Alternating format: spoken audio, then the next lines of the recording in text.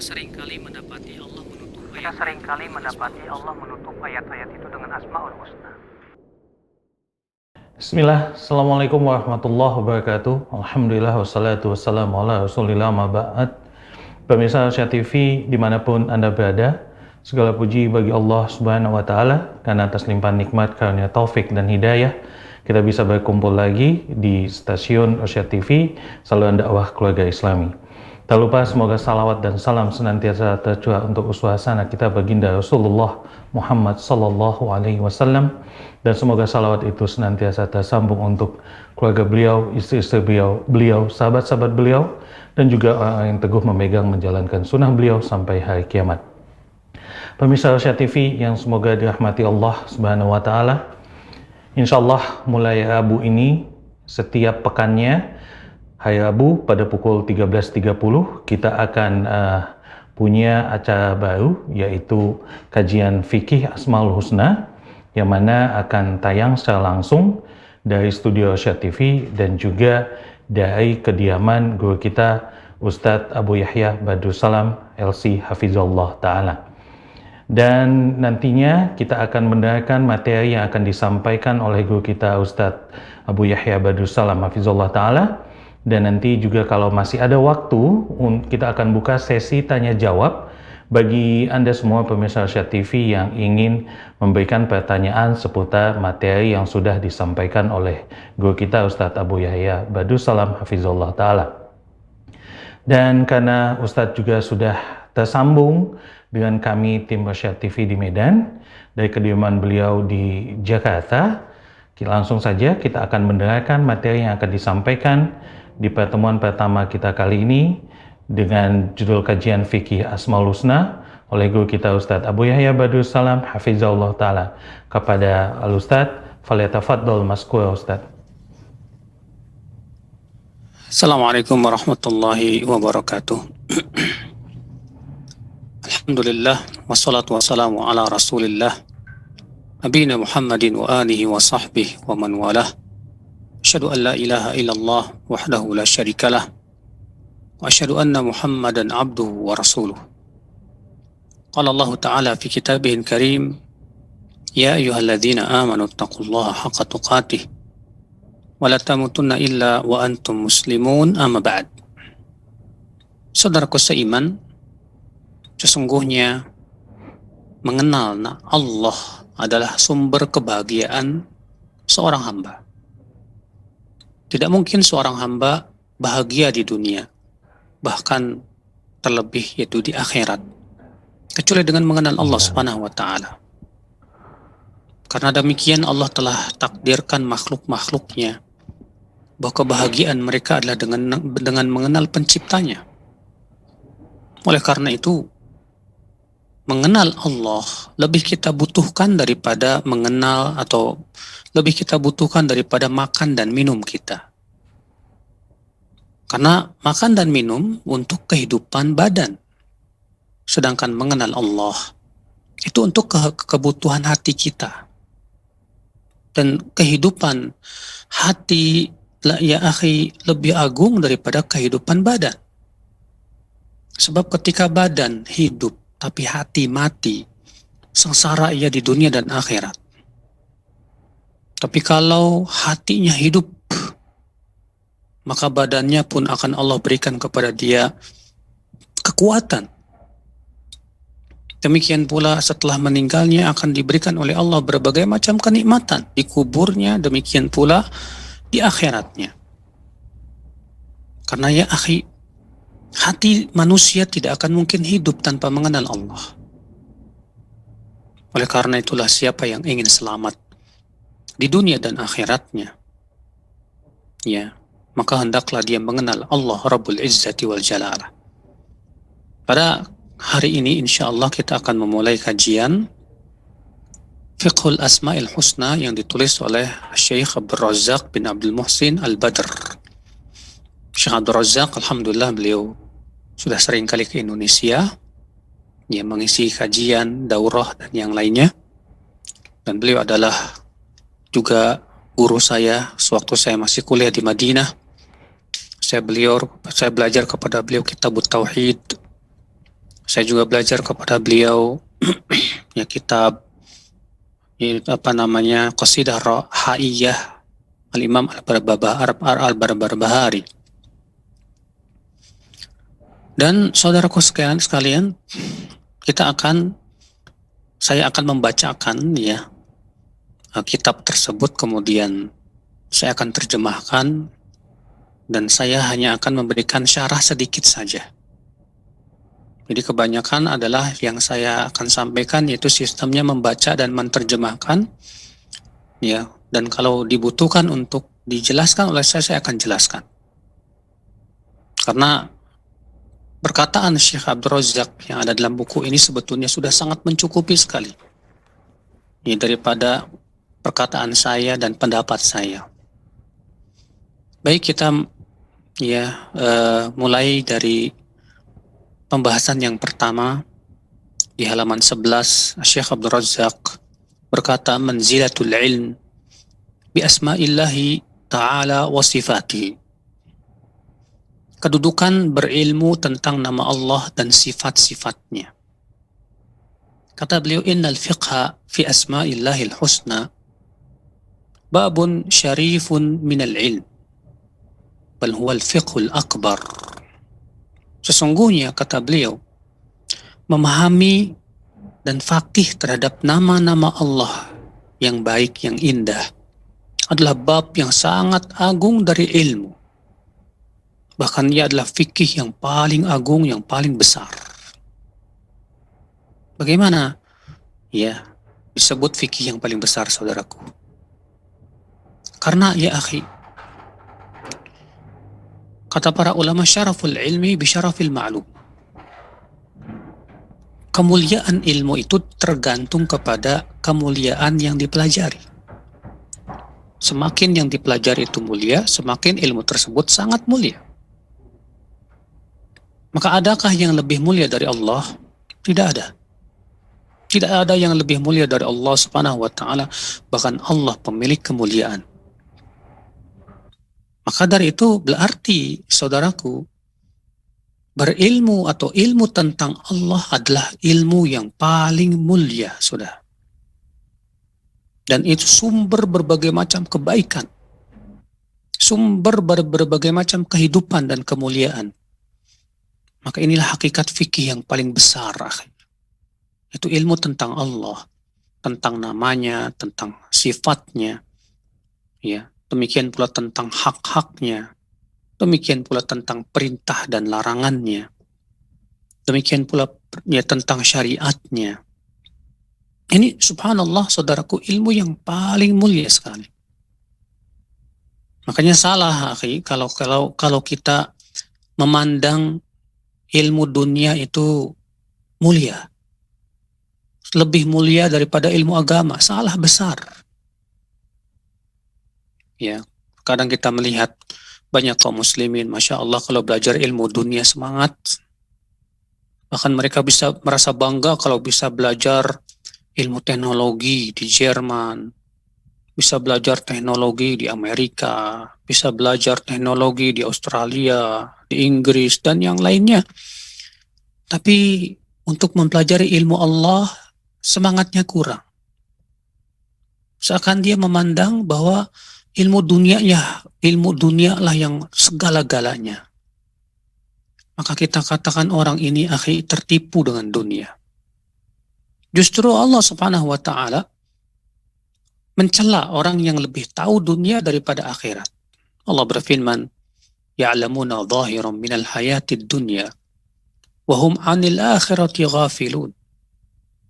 Mereka hanya berilmu tentang dunia. Mereka taunya hanya tentang lahiriah dunia saja. Sementara mereka lalai dari kehidupan akhirat. Dalam hadis yang disahihkan Syekh Salim bin Eid, dalam yang dikeluarkan oleh Ibn Hibban, Rasulullah SAW mengatakan, Inna Allah yubghidhu kulla ja'dhariyyin jawad, ya, jifatin bil lail, himarin bin nahar, alimin bi amri dunya, jahilin bi amri akhirah. Allah benci kepada siapa?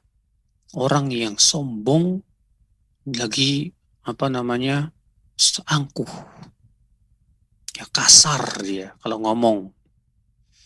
Dia bagaikan bangkai di waktu malam dan bagaikan keledai di waktu siang. Dia berilmu tentang dunia tapi bodoh tentang kehidupan akhirat. Wallahi tercela, akhi. Maka hakikat ilmu yang paling agung, akhi, ilmu yang paling mulia secara mutlak, ilmu tentang Allah Jalla wa'ala. Kata beliau, wa huwa yadkhulu dukhulan awwaliyan wa muqaddaman fi qawlihi sallallahu alaihi wasallam, man yuridillahu bihi khairan yufaqihu fid din.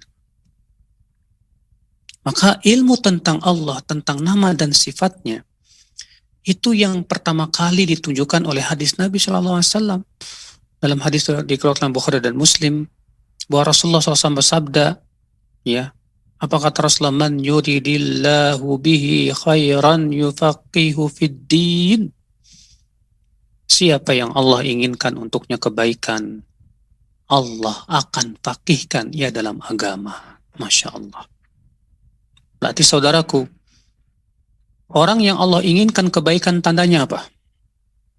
Apakah orang yang diinginkan oleh Allah Subhanahu wa taala kebaikan itu dijadikan kaya raya?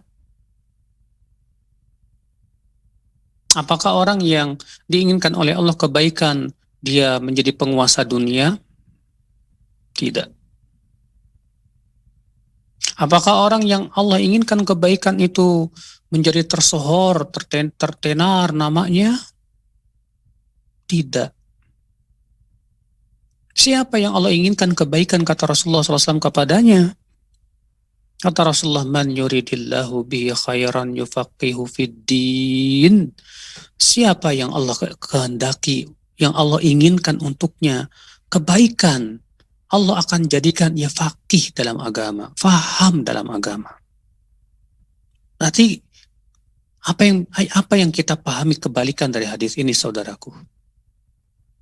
Kebalikannya berarti apabila Allah tidak menginginkan kebaikan kepada seorang hamba, Allah tidak akan jadikan ia mau memahami agamanya. Allah akan jadikan dia malas menuntut ilmu Allah. Dijadikan dia malas untuk mempelajari ilmu Allah. Itu berarti orang ini tidak Allah inginkan kebaikan untuknya, ya. Sekarang kita introspeksi diri. Apakah kita termasuk orang-orang yang diinginkan kebaikan oleh Allah? Apakah kita termasuk orang-orang yang dijadikan semangat menuntut ilmu Allah?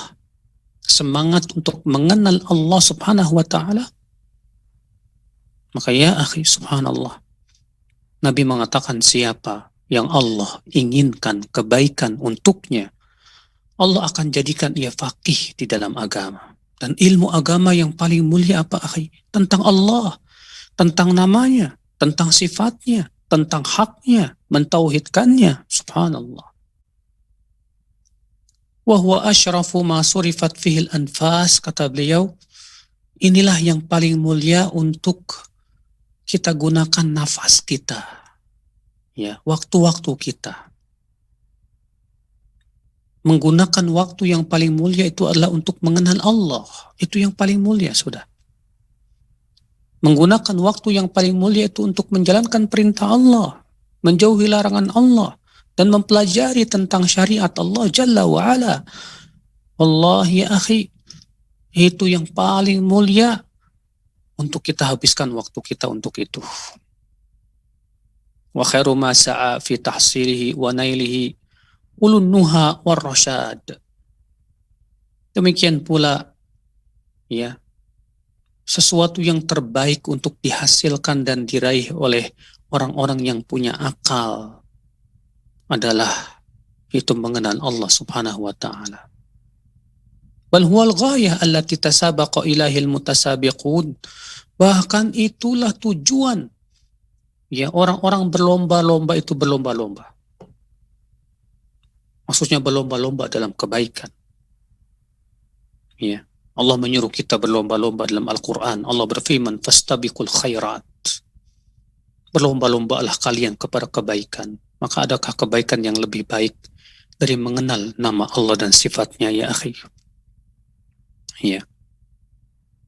Allah Subhanahu wa taala juga berfirman, "Wa fi dzalika falyatanafasil mutanafisun."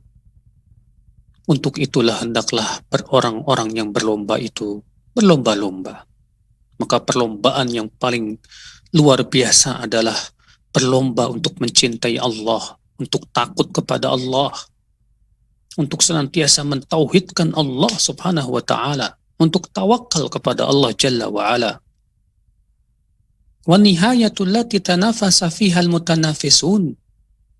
Dan itulah finish. Ya. Garis finishnya orang yang berlomba-lomba pun di situ.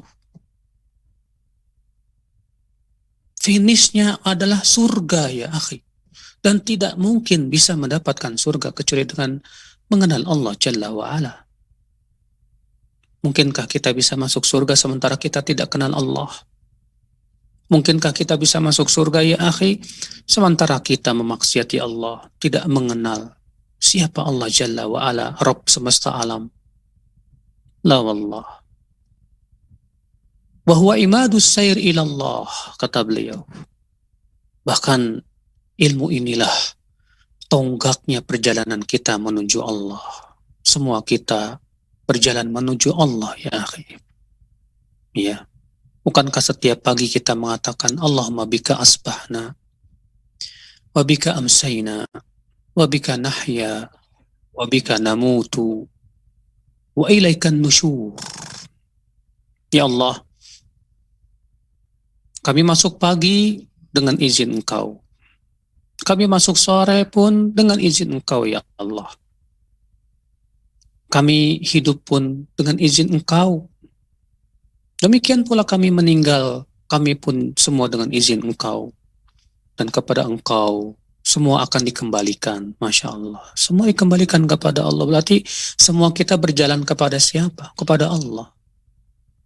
Ya, setiap kita sedang berjalan nih, kemana? Kepada Allah. Semua kita akan meninggal, bertemu dengan Allah Subhanahu wa ta'ala. Lalu bagaimana kita akan bisa berjalan kepada Allah Subhanahu wa ta'ala sementara kita tidak kenal Allah? Ya akhi, di kuburan kita tidak akan ditanya tentang rumus biologi. Di kuburan kita tidak akan ditanya tentang rumus aritmetika atau aljabar atau fisika. Tidak. Di kuburan, akhi, kita akan ditanya oleh Allah. Man rabbuka, siapa Rabb? Siapa nabimu? Apa agamamu? Yang pertama ditanya, man rabbuka, siapa Rabbmu? Karena itu ilmu yang paling mulia ya akhi. Maka kita berjalan kepada Allah haruslah dengan mengenal Allah agar perjalanan itu terasa indah. Wallahi, ya perjalanan dengan mengenal Allah sangat indah sekali. Karena perjalanan menuju Allah penuh rintangan akhi. Perjalanan menuju Allah itu ya tidak mulus seperti mulusnya jalan tol, tidak ya akhi. Ya, kenapa? Karena di sana akan ada ujian yang terus menerpa kehidupan seorang mukmin. Sebagaimana Rasulullah SAW sabda, la yazalul bala, ya, bil mu'min. Terus menerus kata Rasulullah SAW, bala dan ujian itu akan menghampiri hidup seorang mukmin. Ya, hatta yalqallah, walaysa alaihi khati'ah, sampai ia bertemu dengan Allah dalam keadaan tidak membawa dosa. Nah, ketika kita berjalan menuju Allah, dan ternyata dalam perjalanan menuju Allah pasti banyak rintangan, banyak ujian. Lalu kita mengenal Allah.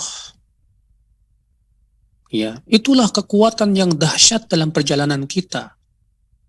Sehingga ujian terasa ringan. Bahkan orang yang cintanya kepada Allah melihat ujian itu sebagai nikmat buat dirinya. Orang yang senantiasa tawakal kepada Allah Subhanahu wa ta'ala, akhi, menghadapi ujian itu dengan penuh ketabahan dan kesabaran. Sehingga akhirnya perjalanan itu terlihat indah, akhi. Dalam perjalanannya terkadang Allah berikan kepada kita nikmat, kesenangan. Ketika kita mengenal Allah, kita bersyukur kepada Dia. Ya, nikmat tidak membuat kita lupa. Kenapa? Karena kita kenal Allah. Subhanallah ya akhi. Betapa indahnya perjalanan kepada Allah saat kita mengenal Allah Subhanahu wa taala. Wal madkhalul qawim linaili mahabbihi wa ridah. Bahkan ini merupakan bekal yang paling baik untuk meraih cinta Allah dan ridhanya. Siapapun di antara kita yang ingin mendapatkan cinta Allah dan ridha Allah, siapapun dia,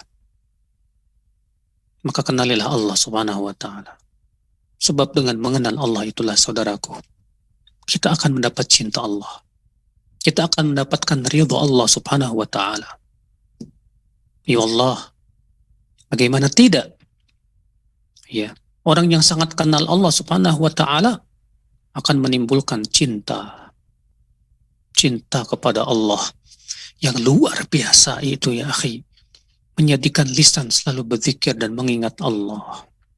Cinta kepada Allah yang luar biasa itu, akhi, menjadikan ia tunduk kepada Allah dan merasa senang menaati Allah.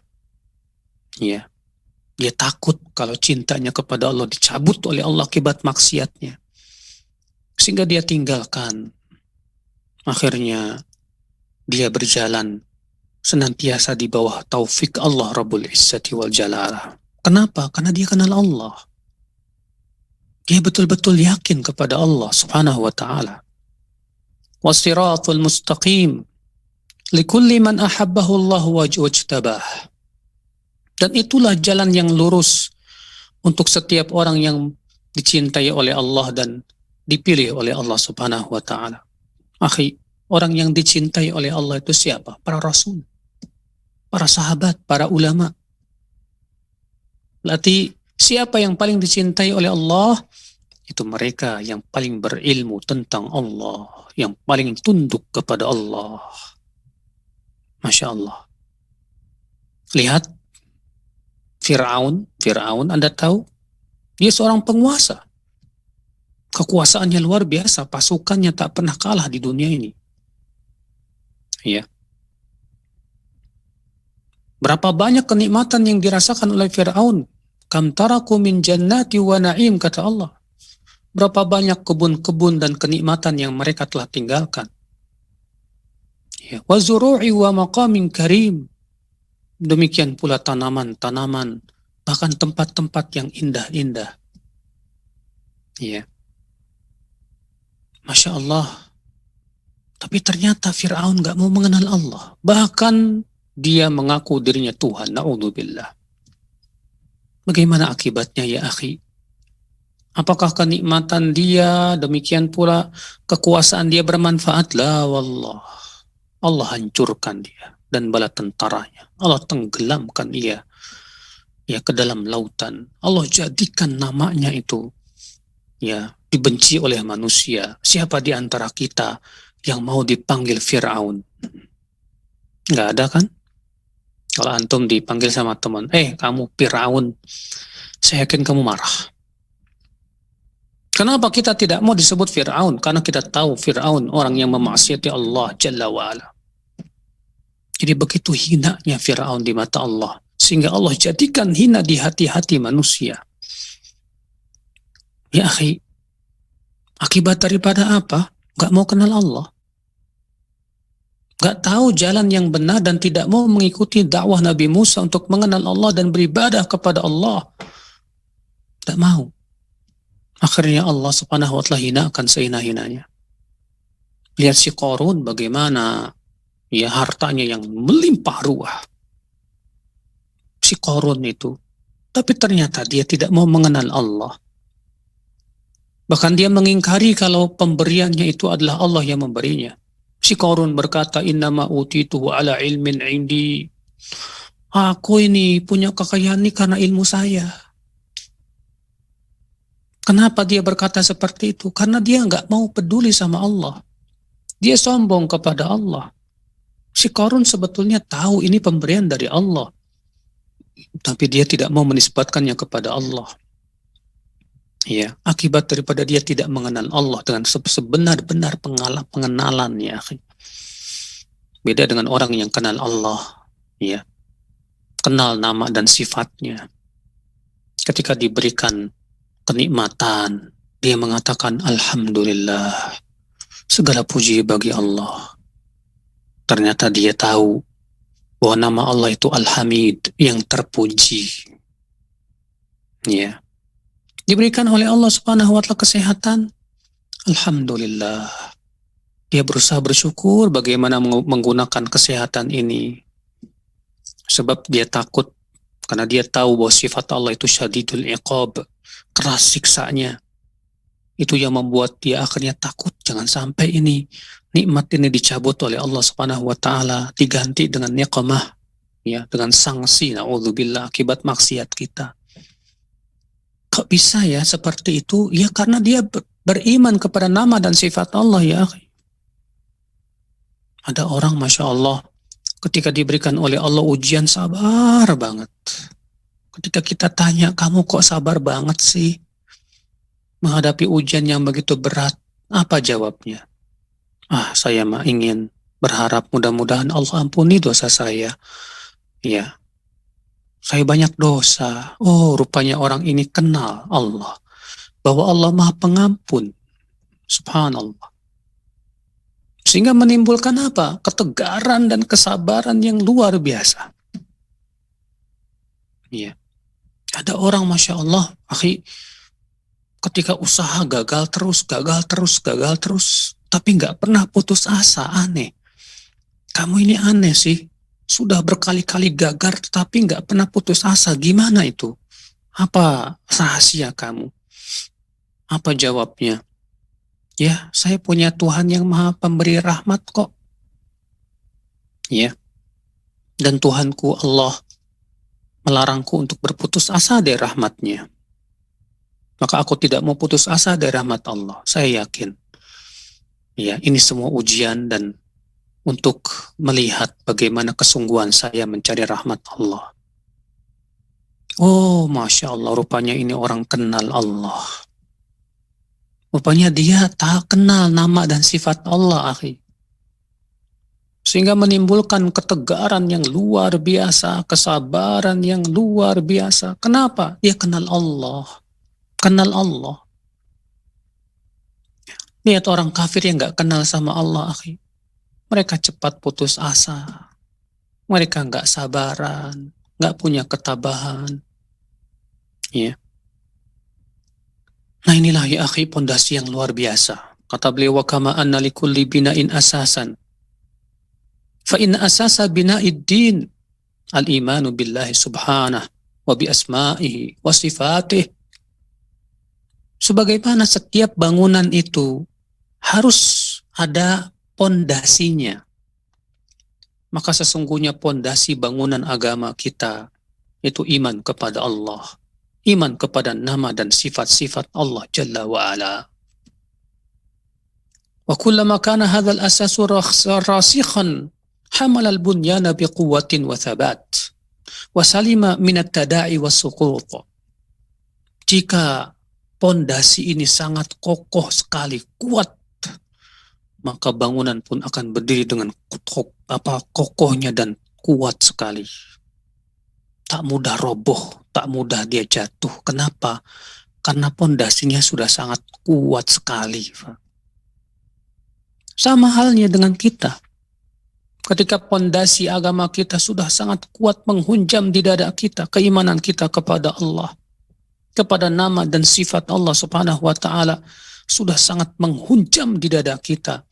Wallahi bangunan agama itu yang akan terlihat kokoh dan sangat indah sekali pada diri kita. Ya. Sehingga kita mudah menjalankan perintah Allah. Kita mudah menjauhi larangan Allah. Mudah kita untuk tunduk kepada Allah. Ridho dengan ketentuan-ketentuan Allah yang pahit. Ya. Kita berusaha untuk sabar terus di atas ketaatan dan menjauhi kemaksiatan. Kenapa? Karena rupanya pondasinya sudah kuat di dada. Ya. Tapi lihat, akhi, kalau pondasinya nggak kuat, pondasinya rapuh. Maka kamu lihat orang yang rapuh pondasinya, rapuh juga tiang-tiangnya. Tahukah tiang agama? Tiang agama itu sholat. Karena dia berdiri di atas pondasi yang rapuh, akidahnya sangat rapuh, akhirnya tiangnya pun roboh. Kamu lihat dia malas-malasan mau sholat. Kalau lari pagi sampai 10 kilometer kuat, tapi jalan ke masjid cuma 200 meter nggak kuat. La ilaha illallah. Kenapa, akhi? Karena dia tidak mengenal Allah. Sehingga rasa cintanya kepada Allah pudar di hatinya. Rasa takutnya kepada Allah pun juga lemah sekali. Mengharapkan pahala Allah pun juga hampir hilang ya di hatinya. Dia baru semangat kalau ada keuntungan dunia saja. Kalau dipanggil hayya 'alas shalah, hayya 'alal falah, ya tak segera bangkit. Tapi kalau dipanggil bapak-bapak sekalian, nanti kalau habis sholat ada pembagian setiap orang 1 juta. Wah, langsung dia pergi ke masjid dengan semangatnya, akhi. Rupanya dia lebih semangat kepada janji dunia daripada janji akhirat. Kenapa? Karena dia tidak mengenal Allah. Sehingga keyakinannya dia kepada Allah sangat lemah sekali, saudaraku seiman. A'azani Allah wa iyyakum. Qala Ibnu Qayyim rahimahullah, berkata Imam Ibnu Qayyim rahimahullah. Man arada 'uluwa bunyanihi, ya man arada 'uluwa bunyanihi fa 'alaihi bitawthiqi asasihi wa ihkamihi wa shiddatil i'tina'i bihi. Siapa yang ingin meninggikan bangunan, ya, maksudnya kita mau bangun sebuah bangunan yang tinggi, menara ya setinggi 100 meter misalnya. Maka kata beliau apa? Hendaklah ia mengokohkan pondasinya. Mapankan betul pondasinya.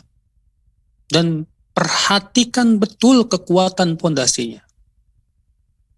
Fa inna 'uluwal bunyan 'ala qadri tawthiqil asasi wa ihkami. Karena ketinggian bangunan itu disesuaikan dengan kekuatan pondasinya dan kemapanannya. Fal a'malu wad darajatu bunyanun wa asasuhal iman. Amal saleh, ketinggian derajat itu seperti bangunan. Pondasinya apa? Iman kepada Allah Jalla wa Ala. Wa mata kana al-asasu wathiqan. Kalau pondasinya kokoh, kuat, menghunjam, hamal al-bunyan wa'tala alaih. Bangunan pun akan kokoh berdiri. Ya. Wa idza tahaddama syai'un minal bunyan sahula tadarukuhu. Kalau ada bagian bangunannya itu ada yang rusak, ada yang runtuh, tapi pondasinya kuat, gampang, tinggal benerin aja. Yang susah itu kalau pondasinya rapuh. Sementara bangunan sudah naik. Waduh, yang rusak bangunannya. Tak lama akan roboh ya akhi. Wa idza kana al-asasu ghairu wathiqin lam yartafi al-bunyan wa lam yathbut. Tapi sebaliknya kata beliau, kalau pondasinya lemah, tidak kuat, maka bangunan itu tidak akan kokoh kata beliau.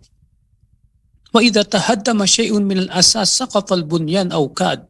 Kalau pondasinya ini rusak, hancur, maka bangunan itu hampir saja akan roboh. Ya, bahkan bisa roboh. Allahu akbar. Fala arifu himmatuhu tashihul asasi wa ihkam. Maka orang yang berilmu kata beliau, keinginan terbesarnya adalah mengokohkan pondasi dulu, memapankan pondasi dulu, Mas. Apalagi seorang dai. Salah kalau dai mikirin membangun bangunan, tapi pondasinya nggak dia pikirkan. Salah besar. Justru seorang dai berusaha berpikir bagaimana mengokohkan bangunan dulu, apa pondasinya dulu. Akidah kepada Allah. Maka wal jahil yarfa'u fil bina an ghairi asas. Karena orang bodoh itu kata beliau membangun bangunan tanpa memperhatikan kekuatan pondasi. fala yalbath bunyanuhu an yasqut. Tak lama kemudian bangunannya roboh. Allah Ta'ala berfirman dalam surat At-Taubah ayat 109, afaman assasa bunyanahu ala taqwa minallah wa ridwan khairun amman assasa bunyanahu ala syafa jurufin harin fanhara bihi fi nari jahannam. Apakah orang yang mempondasikan bangunannya di atas takwa kepada Allah dan keridhaannya itu lebih baik, atau orang yang mempondasikan bangunannya di atas jurang api neraka lalu ia pun jatuh ke dalam neraka jahanam? Mengerikan. Subhanallah.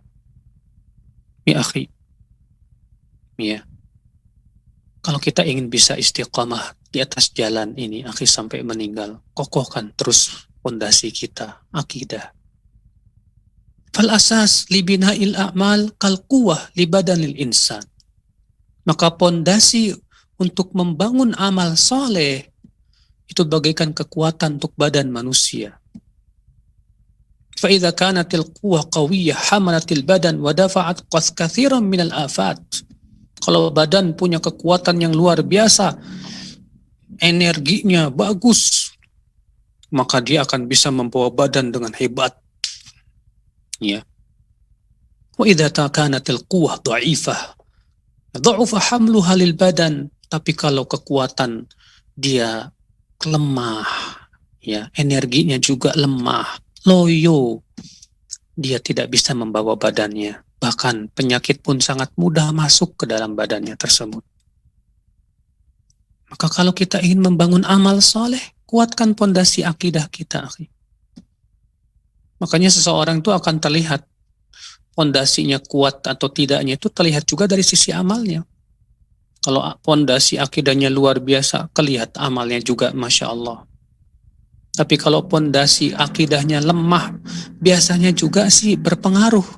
Amalnya juga lemah, ya akhi. Fahmil bin bunyanaka ala quwwati asasil iman. Maka bawalah bangunan amalmu itu di atas kekuatan dasar iman. Fa idza tasha'atha syai'un min a'alil bina wa sathih kana tadaruku ashal 'alika min kharabil asas. Sebab kalau pondasi bangunan iman itu telah kokoh, lalu ada amal kamu yang kurang atau yang gugur, mudah bagi kamu untuk memperbaikinya.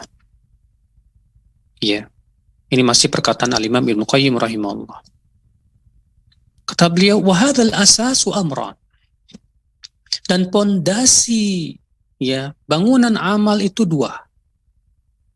Apa itu? Yang pertama, sihhatul ma'rifati billah wa amrihi wa asma'ihi wa sifatih.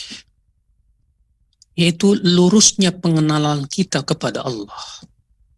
Dan pengenalan kita terhadap perintah, juga nama dan sifat-sifatnya. Nah, ini yang pertama ini. Ya, kalau kita sudah mengenal Allahnya benar, akhi, ya, biasanya akan menimbulkan cinta. Akan semakin kita dekat dengan Allah. Semakin takut kepada Allah. Tapi kalau mengenal Allahnya nggak benar, akhi, biasanya akan menimbulkan sombong. Ya, malah berpaling dari Allah. Tadi salah. Ya. Tapi kalau dia mengenal Allahnya benar, seperti yang dibawa oleh para nabi, itulah yang akan menyebabkan kita mau menjalankan perintahnya, mengenal nama dan sifat-sifatnya, sehingga semakin kita itu tunduk dan patuh kepada Allah. Nah, ini asas yang pertama, pondasi yang pertama, kata beliau. Wathani, pondasi yang kedua, tajridul inqiyadlah wali rasulihi duna masiwah. Itu memurnikan kepatuhan kita kepada Allah dan Rasulnya tanpa yang lainnya. Masya Allah. Ini pondasi yang kedua ini, saudaraku. Kita murnikan kepatuhan kita kepada Allah dan Rasulnya. Allah dan Rasulnya lebih kita patuhi dari segala-galanya. Ya. Fahada awthaqu asasin assasal abdu alaihi bunyanah. Inilah, kata beliau, pondasi yang paling kokoh untuk seorang hamba mengokohkan bangunannya. Bihasbi ya'talil bina'u ma sya'a. Sesuai dengan kekuatan pondasi itulah bangunan itu pun akan, ya, berdiri. Nah inilah saudaraku seiman, a'azzani Allah wa iyyakum. Setiap kita jadi berpikir, selama ini bangunan akidah kita, bangunan ilmu kita tentang Allah Jalla wa'ala dan keimanan kita kepada Allah sudah sejauh apa? Dan kesibukan kita memperbaiki iman itu sudah sejauh apa? Apakah selama ini kita sibuk memperbaiki bangunan saja, seperti sebagian orang yang sibuk hanya memperhatikan amal,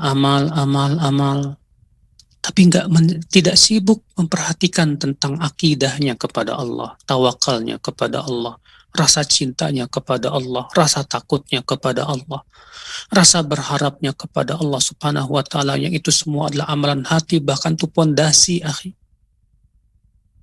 Gak sibuk memperbaiki imannya kepada Allah Jalla wa'ala, maka hampir-hampir amalannya pun akan segera runtuh, ya akhi. Allah. Ya. Nah, ya akhi, ada orang sibuk belajar ilmu fikih, tapi lupa dia kepada ilmu tauhid dan ilmu asma dan sifatnya. Ilmu tentang Allah Jalla wa'ala.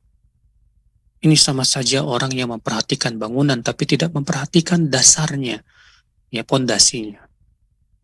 Ada orang sibuk belajar bahasa Arab, tapi malas dia belajar ilmu tauhid. Masya Allah, rugi sekali. Iya.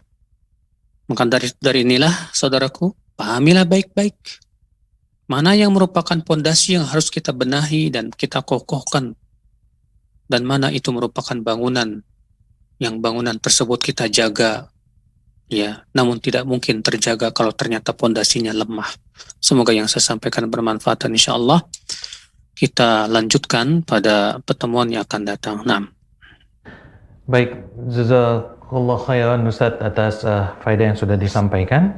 Dan buat pemirsa Asia TV dimanapun Anda berada, kami persilakan Anda untuk bertanya lewat line telepon di 0822 8888 6630. Kami ulangi di 0822 8888 6630. Baik, ini ada pertanyaan lewat WhatsApp Ustadz. Kami sampaikan terlebih dahulu sambil kita menunggu line telepon. Assalamualaikum Ustadz. Afwan, pertanyaannya di luar tema sedikit Ustadz.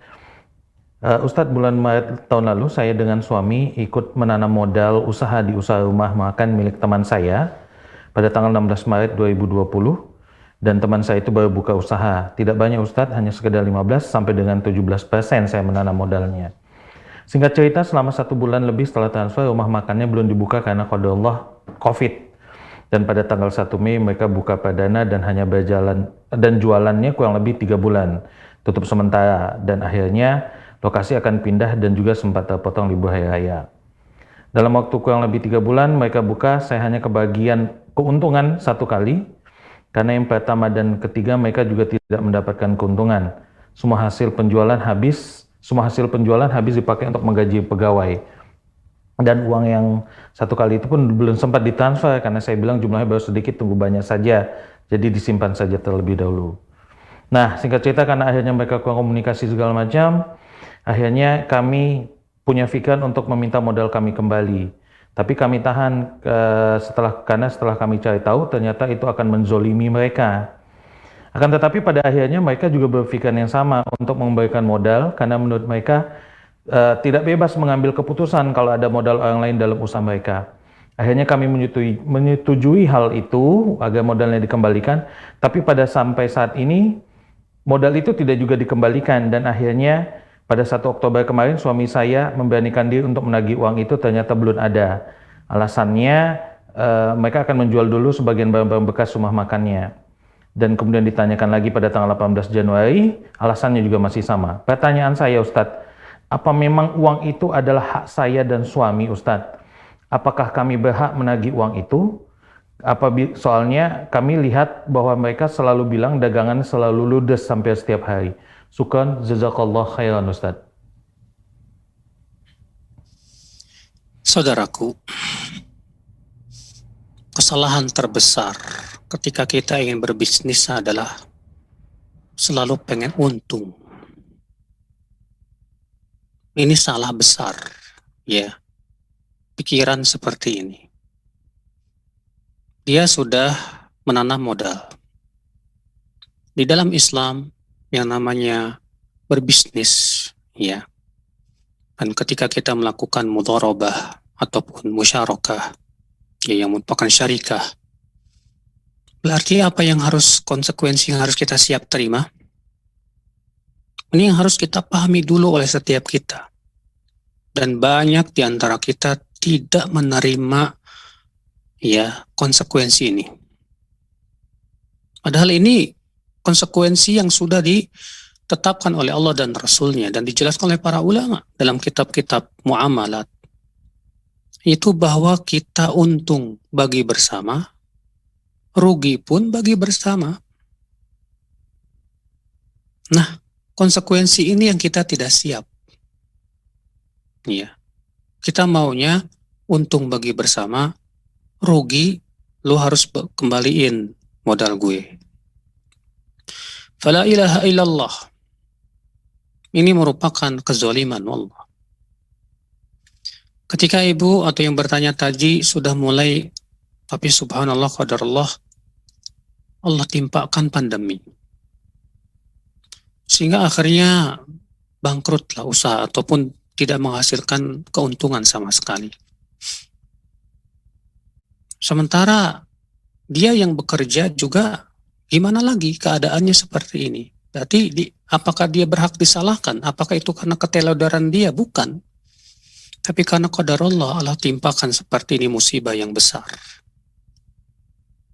Ya, qadarullah baru dapat sekali keuntungan. Selanjutnya nggak tahu gimana nasibnya. Karena keadaan pandemi ini morat-marit. Akhirnya juga habis buat menggaji. Akhirnya kita pengen minta uang kembali. La ilaha illallah. Di mana iman? Di mana fikih? Ya.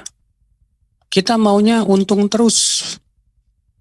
Maka dari itulah saya anjurkan kepada semua ikhwah yang mau berbisnis, ya, bahwa bisnis itu tidak lepas dari untung atau rugi. Anda yang mau mudharabah bagi hasil, Anda harus pahami dulu asasnya ini. Apa itu? Untung bagi bersama, rugi bagi bersama. Jadi kita harus siap-siap juga. Kalau ternyata nggak untung alias rugi alias bangkrut. Iya. Nah inilah kesalahan yang luar biasa banyak. Bahkan ikhwan udah ngaji lagi. Udah ngaji, udah bahkan bercadar kadang, Masya Allah. Tapi ketika dia nanam modal bagi hasil, dia nggak siap untuk rugi bagi bersama. Maunya untung bagi bersama. Maka kalau Anda mengambil kembali uang Anda, silahkan. Kalau Anda mau ngambil api neraka. Iya. Karena sebetulnya seharusnya Anda sama-sama tahu bahwa dia juga keadaannya seperti itu. Ya udah, harusnya rugi pun bagi bersama, gimana lagi? Iya, Allahu a'lam. Baik, jazakallah khairan Ustaz atas jawabannya. Dan kembali kami mengingatkan kepada pemirsa Asia TV dimanapun Anda berada, yang ingin bertanya lewat line telepon bisa menelpon di 0822 8888 6630, dan kami minta untuk yang bertanya lewat line telepon dan juga pertanyaan lainnya untuk sesuai dengan tema yang disampaikan oleh Ustadz pada hari ini. Baik Ustadz, ini ada pertanyaan berikutnya Ustadz. Assalamualaikum Ustadz. Bagaimana dengan banyaknya orang yang membatasi sifat-sifat Allah dengan 99 nama ataupun mewajibkan hanya untuk 23 nama saja Ustadz? Mungkin mohon bisa diberikan penjelasannya Ustadz. Jazakallah khairan. Saudaraku, Allah subhanahu wa ta'ala maha sempurna. Dan yang paling tahu tentang nama Allah, berapa jumlahnya, hanyalah Allah, bukan hamba. Hamba tidak punya hak untuk membatasi nama Allah. Sungguh kurang ajar ketika seorang hamba membatasi nama Allah sesuai dengan akalnya saja. Maka pendapat Ahlus Sunnah wal Jamaah mengatakan nama Allah tidak terbilang jumlahnya, sangat banyak sekali. Lalu bagaimana dengan hadis Inna lillahi tis'atan wa tis'ina isman man ahsaha dakhalal jannah. Allah memiliki 99 nama. Siapa yang menghitungnya maka ia akan masuk surga. Kata Imam Nawawi, hadis ini tidak menunjukkan kepada pembatasan. Sebagaimana dinukil oleh Syekh Utsaimin rahimahullah. Ya, Syekh Utsaimin rahimahullah mengatakan hadis ini tidak menunjukkan kepada pembatasan. Hadis ini menunjukkan bahwa yang kita dianjurkan untuk menghitung dan mempelajarinya hanya 99 saja. Tidak menunjukkan bahwa nama dan sifat Allah hanya 99 atau nama Allah hanya 99, tidak. Bukankah disebutkan dalam hadis syafaat yang masyhur yang dikeluarkan Muslim, bahwa ketika kaum mukminin datang kepada Nabi Adam, kemudian Nabi Nuh, kemudian Nabi Ibrahim, kemudian Nabi Musa, Nabi Isa, kemudian akhirnya kepada Rasulullah sallallahu alaihi wasallam. Disebutkan dalam hadis tersebut, maka Rasulullah pun pergi ke bawah arasy, lalu sujud kepada Allah. Apa kata Rasulullah? Lalu aku pun memuji Allah Subhanahu wa taala dengan pujian-pujian yang baru Allah ajarkan saat itu saja. Berarti di sana ada nama Allah yang belum diajarkan oleh Rasulullah SAW di dunia. Baru Rasulullah diajarkan oleh Allah nanti di akhirat. Ya. Makanya dalam sebuah doa Rasulullah SAW bersabda, Allahumma inni abduk wabnu abdik wabnu amatik nasiyati biyadik madin fiya hukmuk adlun fiya qada'uk as'aluka bikulli ismin huwa lak sammaita bihi nafsak au علمته في كتابك أو أنزلته في كتابك أو علمته أحدا من خلقك أو استأثرت به في علم الغيب عندك أن تجعل القرآن ربيع قلبي ونور صدري وجلاء حزني وذهاب همي. Hadis ini dihasankan oleh Syekh Albani walaupun sebagian ulama mendhaifkannya. Rasulullah berdoa, ya Allah, aku ini hambamu, anak dari hamba laki-lakimu, anak dari hamba wanitamu. Ubun-ubunku ya Allah berada di tanganmu. Hukummu ya Allah berlaku pada diriku dan keputusanmu sangat adil terhadap aku.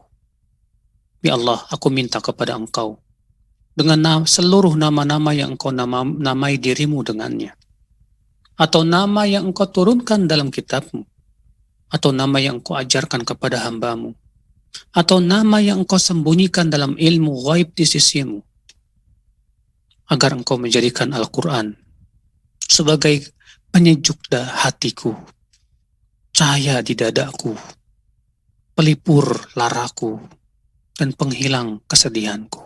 Masya Allah. Ya, saudaraku seiman, lihat dalam doa tersebut, Nabi mengatakan, ya, aku memohon kepadamu dengan seluruh nama yang Engkau namai dirimu dengannya, atau nama yang Engkau turunkan dalam kitabmu, atau nama yang Engkau ajarkan pada salah seorang hambamu, atau nama yang Engkau sembunyikan dalam ilmu gaib di sisi. Berarti ada nama Allah yang Allah sembunyikan. Hanya Allah yang Maha Tahu. Makanya ya, keyakinan yang harus kita yakini, akhi, bahwa nama Allah banyak sekali. Tidak ada yang mengetahuinya kecuali Allah. Yang Allah perintahkan kita untuk mempelajarinya hanya 99 nama. Wallahu a'lam. Nah. Baik, jazakallah khairan Ustaz, barakallahu fiik atas jawabannya. Baik Ustaz, ini ada satu pertanyaan terakhir dan sebagai penutup nanti mungkin Ustaz bisa sekalian menutup. Ada pertanyaan ini. Assalamualaikum Pak Ustaz, saya mau tanya bagaimana hukumnya Asmaul Husna yang hanya dinyanyikan di masjid-masjid. Mungkin di daerahnya sering dinyanyikan sering dinyanyikan Asmaul Husna di masjid-masjid di daerahnya. Mungkin Ustaz bisa menjawab. Silakan Ustaz. Ya akhi, Asmaul Husna, nama-nama Allah, tujuannya adalah untuk pertama dihafal, lalu didalami dan diamalkan. Adapun Asmaul Husna untuk dijadikan sebagai zikir harian ini tidaklah pernah dilakukan oleh Rasulullah SAW, tidak pula para sahabatnya. Apalagi hanya sebatas menyebut nama saja. Ada orang yang yang berzikir dengan mengatakan Ar-Rahman, Ar-Rahman, Ar-Rahman, Ar-Rahman, Al-Aziz, Al-Aziz, Al-Aziz. Maka sungguh ini tidak pernah dilakukan oleh Rasulullah SAW, tidak pula para sahabatnya. Ini termasuk kebid'ahan dalam agama. Zikir yang Rasulullah SAW itu berbentuk kalimat sempurna. Subhanallah, Alhamdulillah, La ilaha illallah, Allahu Akbar, La hawla wa la quwata illa billah, Subhanallah wa bihamdih, Subhanallahil azim. Ya, itu benar. Adapun kemudian hanya sebatas Ar-Rahman, Ar-Rahman, Al-Aziz, Al-Aziz, maka ini tidak pernah satupun sahabat Nabi SAW melakukannya. Bahkan Syekhul Islam Taimiyah dalam kitab beliau Ar-Radd 'alal Mantiqiyyin menyatakan bahwa itu bid'ah dalam agama. Lalu bagaimana dengan yang dinyanyikan di masjid-masjid? Kita katakan, ya akhi, apa tujuannya menyanyikan Asmaul Husna itu? Oh, tujuannya untuk menghafal. Taib. Bagus, memang menghafal Asmaul Husna sangat dianjurkan. Tapi ingat, bukan caranya dengan cara mengganggu orang-orang, saudaraku. Kalau membaca Al-Quran saja dengan keras yang mengakibatkan orang lain terganggu, kita dilarang oleh Rasulullah SAW. Sebagaimana Abu Daud meriwayatkan dalam sunannya, bahwa Rasulullah SAW masuk ke masjid dan didapati para sahabat masing-masing sedang sholat sunnah dan masing-masing mengeraskan bacaannya. Apa kata Rasulullah SAW kepada mereka? Ala, inna kullakum munajin rabbah, fala yajhar ba'dukum ala ba'din biqira'atih. Ketahuilah, kata beliau, setiap kalian sedang bermunajat kepada Rabbnya, maka janganlah sebagian kalian mengeraskan bacaannya sehingga mengganggu yang lainnya. Itu kalau bacaan Quran, padahal baca Quran bagus loh. Tapi kalau mengganggu ibadah orang, mengganggu istirahat orang, tetap tidak diperkenankan. Apalagi kalau itu diyakini disunnahkan sebelum adzan untuk salawatan dulu dan yang lainnya. Mana dalilnya? Apakah Allah dan Rasulnya memerintahkan itu? Adakah Bilal sebagai seorang muadzin, kalau sebelum adzan dia salawatan dulu? Justru perintah salawat itu untuk siapa oleh Rasulullah SAW? Untuk para pendengar adzan. Kata Rasulullah SAW apa? Dalam hadis yang masyhur, "Idza sami'tul muadzin yu'adzin faqulu mithla ma yaqulul muadzin. Thumma sallu alaihi. Fa innahu man shalla alayya wahidah sallallahu alaihi biha 'ashara." Apabila kalian mendengar muadzin adzan, maka ucapkan seperti yang diucapkan oleh muadzin. Kemudian bersalawatlah kepadaku. Karena sesungguhnya siapa yang bersalawat kepadaku sekali, maka Allah akan bersalawat untuknya 10 kali. Subhanallah. Iya, berarti salawat untuk siapa di sini? Untuk yang mendengarkan azan. Ya, bukan untuk muadzin sama sekali. Demikian, wabillahi taufik. Naam. Baik Ustaz, jazakallah khairan, barakallahu fiik atas materi kajian yang disampaikan oleh Ustaz hari ini. Dan kami informasikan kembali kepada pemirsa Irsyad TV dimanapun Anda berada. Kajian ini insya Allah akan rutin tayang di Irsyad TV secara langsung setiap hari Rabu pada pukul 13.30 waktu Indonesia bagian Barat. Dan kami ingatkan kembali juga bahwasanya nanti sore ba'da Asar akan ada kajian fatwa seputar anak oleh Ustadz Ali Nur Medan Hafizahullah Ta'ala. Baik, dan demikian sudah seluruh rangkaian acara kajian Fikih Asmaul Husna kita pada siang hari ini. Kita tutup dengan doa kafaratul majlis. Subhanakallahumma bihamdika asyhadu an la ilaha illa anta astaghfiruka wa atubu ilaik. Assalamualaikum warahmatullahi wabarakatuh.